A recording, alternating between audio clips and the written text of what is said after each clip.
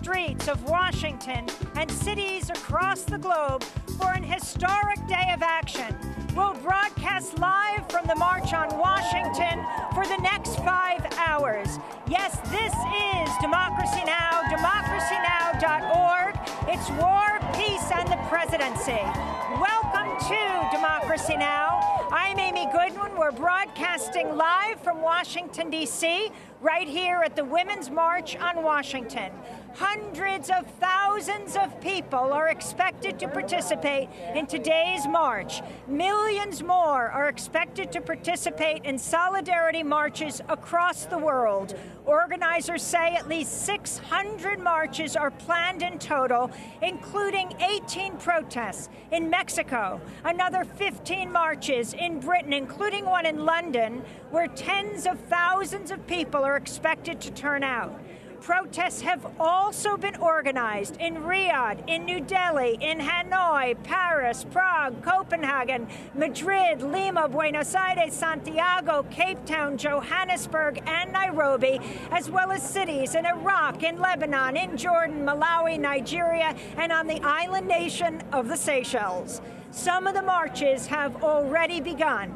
In Australia, 3,000 people marched in Sydney, while another 6,000 marched in Melbourne, many wearing pink hats dubbed pussy hats. Thousands also marched in New Zealand. Today's mass mobilization comes after, on Friday, thousands of people protested in Washington, D.C., as Donald Trump was inaugurated as the 45th President of the United States.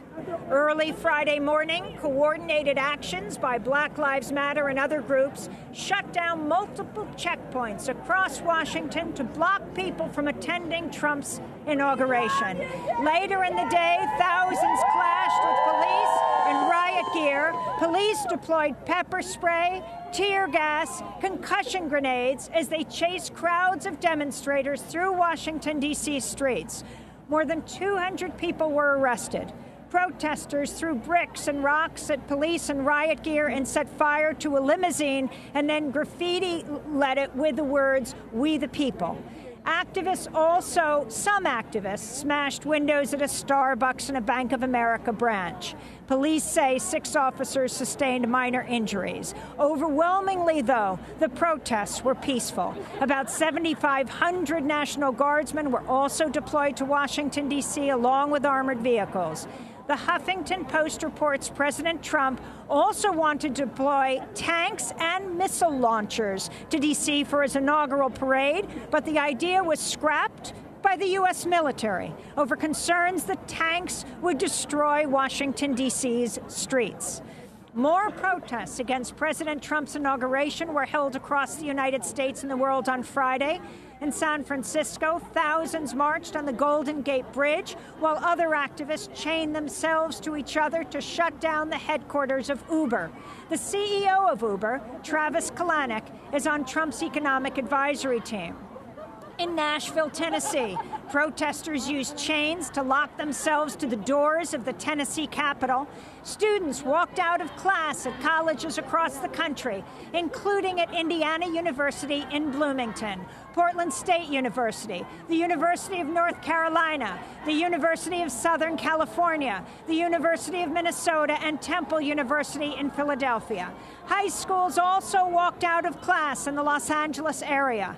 Crowds of hundreds also gathered in Seattle, Atlanta, Olympia, Washington, Minneapolis, Boston, and in other U.S. cities. Protests were also held worldwide, including in Mexico, where activists burned effigies of Trump during a march and protest at the Zocalo in Mexico City.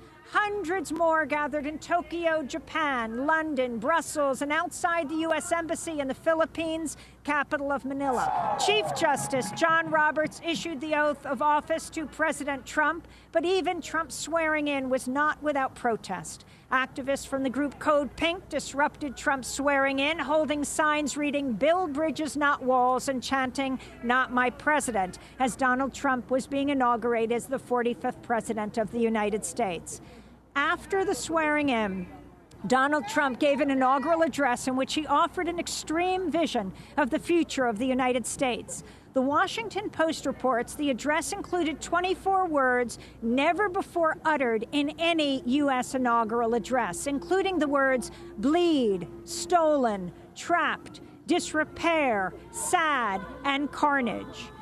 Trump took the office of the presidency with a 32% approval rating, the lowest approval rating of any incoming president in recent U.S. history. Within minutes after Trump's inauguration, the official White House website was completely replaced, with nearly every reference to climate change erased from the site.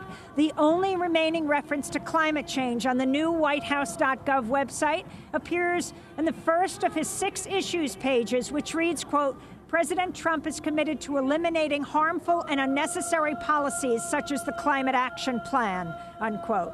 The Trump administration also took down the White House website's pages on civil rights and a fact sheet on the Violence Against Women Act. The civil rights page was replaced by a page entitled Standing Up for Our Law Enforcement Community, which calls for more law enforcement, building a border wall, and ending sanctuary cities. It also reads, quote, the dangerous anti-police atmosphere in America is wrong. The Trump administration will end it, unquote.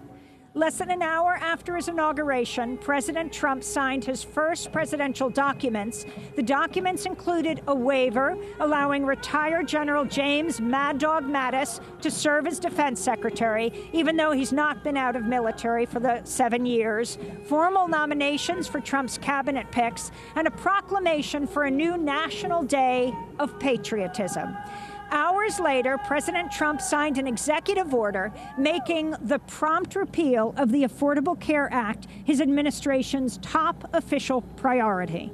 He also signed legislation to freeze the implementation of new regulations passed by President Obama in recent weeks. And on Friday, the Senate confirmed the first 2 Trump cabinet members, retired General James Mattis as defense secretary and retired General John Kelly as Secretary of Homeland Security. The confirmation of the rest of Trump's cabinet has been delayed because of many of the nominees failed to submit the required ethics and financial disclosure forms to Congress in time for them to be reviewed by the Office of Government Ethics ahead of the scheduled hearings. The confirmation process has also been slow because Trump's cabinet is the richest in U.S. history, consisting largely of white male millionaires and billionaires whose array of financial ties pose unprecedented potential conflicts of interest. And those are some of the headlines on this day, this special day of the Women's March on Washington. This is a Democracy Now! Special.